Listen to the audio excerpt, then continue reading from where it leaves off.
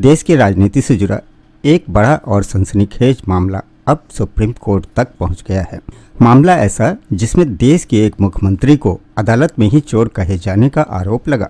Supreme court में जो कुछ हुआ उसे सही मायने में हाई वोल्टेज ड्रामा कहा जा सकता है। यह पूरा मामला पश्चिम बंगाल से जुड़ा हुआ है, जहां तृणमूल कांग्रेस बनाम बीजेपी की लड़ाई अब ईडी बनाम ममता बनर्जी और फिर ममता बनर्जी बनाम अमित शाह तक पहुंच चुकी है।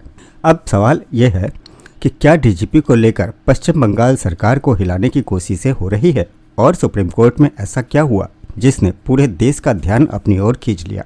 चलिए पूरा मामला आपको शुरुआत से समझाते हैं। दरअसल पिछले हफ्ते तड़के सुबह ईडी की एक टीम अचानक आईपैक के दफ्तर पहुंची। आईपैक वही संस्था है जिसकी शुरुआत कभी प्रशांत किशोर ने की थी, हालांकि बाद में वे इससे अलग हो गए। ईडी ने यह कार्रवाई 4 साल पुराने कोयला घोटाले से जुड़े एक मामले में की। दरअसल पिछले हफ्ते तड़के सुबह ईडी की एक टीम अचानक आईपैक के दफ्तर पहुंची। यहाँ ध्यान दीजिएगा, आईपैक वही संस्था है जिसकी शुरुआत कभी प्रशांत किशोर ने की थी, हालांकि बाद में वे इससे अलग हो गए। ईडी ने यह कार्रवाई 4 साल पुराने कोयला घोटाले से जुड़े एक मामले में की है। ईडी को न सिर्फ आईपैक के दफ्तर बल्कि आईपैक के मालिक प्रदीप जैन के घर भी छापेमारी शुरू कर दी। ईडी का दावा है कि तृणमूल कांग्रेस का पूरा रणनीतिक और संगठनात्मक कामकाज यही कंपनी संभाल रही। इस मामले में सबसे बड़ा मोड़ तब आया जब छापेमारी की सूचना मिलते ही मुख्यमंत्री ममता बनर्जी खुद प्रदीप जैन के घर पहुंच गई।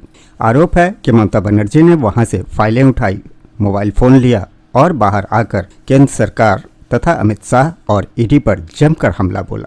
ममता बनर्जी ने साफ कहा कि ये पश्चिम बंगाल है, यहाँ ईडी की ये चालबाजियां नहीं चलेंगी। इसके बाद ईडी सीधे सुप्रीम कोर्ट पहुंच गई। हालांकि पश्चिम बंगाल सरकार पहले से ही इस मामले में कैबिनेट दाखिल कर चुकी थी, लेकिन आज जब मामले की सुनवाई हुई तो ईडी ने न सिर्फ ममता बनर्जी पर बल्कि पश्चिम बंगाल के डीजीपी राजीव कुमार पर भी गंभीर आरोप लगाए।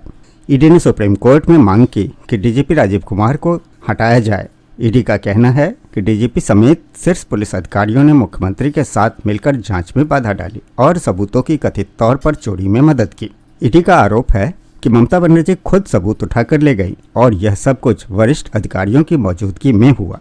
ईडी ने यहाँ तक कहा कि डीजीपी राजीव कुमार पहले भी कोलकाता पुलिस कमिश्नर रहते हुए ममता बनर्जी के साथ धरने पर बैठ चुके हैं, यानी कि वो निष्पक्ष नहीं है।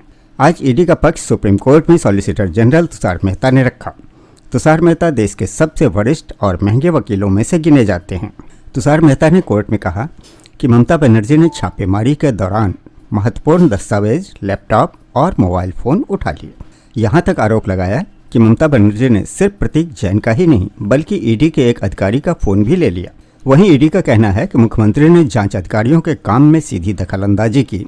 इसी आधार पर ईडी ने मांग की है कि कोलकाता पुलिस कमिश्नर मनोज वर्मा और डीजीपी राजीव कुमार को तुरंत निलंबित किया जाए और उनके खिलाफ एफआईआर दर्ज की जाए। ईडी का आरोप है कि राज्य सरकार ने पूरी प्रशासनिक मशीनरी का इस्तेमाल केंद्रीय जांच एजेंसी के खिलाफ किया।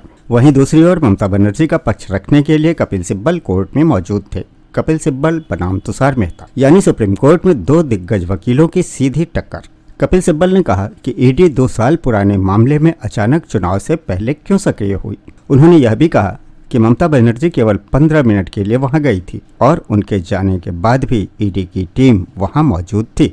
ईडी की तरफ से पलटवार करते हुए कहा गया कि अगर छुपाने को कुछ नहीं था तो मुख्यमंत्री को खुद पुलिस अधिकारियों के साथ वहां जबरन घुसने की जरूरत क्यों पड़ी। ईडी ने आरोप लगाया कि जब सब कुछ पहले से योजनाबद्ध था ताकि हाईकोर्ट से राहत न मिले और सुप्रीम कोर्ट तक पहुंचते पहुंचते सबूत मिटाने का समय मिल जाए। कुल मिलाकर सुप्रीम कोर्ट में जबरदस्त राजनीतिक और कानूनी टकराव देखने को मिला। अब आगे कोर्ट क्या रुख अपनाता है यह देखना अहम होगा, लेकिन राजनीतिक तौर पर देखा जाए तो ममता बनर्जी ने खुद को केंद्र सरकार और ईडी के खिलाफ एक मजबूत प्रतीक के तौर पर पेश कर दिया है। अब आप इस मामले को कैसे देखते हैं, इस पे अपनी राय जरूर कमेंट में रखिएगा कि क्या यह मामला कानून का है या फिर पूरी तरह से राजनीतिक है। अपनी राय कमेंट में जरूर लिखिएगा और चैनल पर यदि पहली बार हैं तो चैनल को सब्सक्राइब भी कर लीजिएगा। वीडियो पसंद आई हो तो लाइक करिएगा, साथ ही अपने दोस्तों में शेयर भी करिएगा। जय हिंद, जय भारत।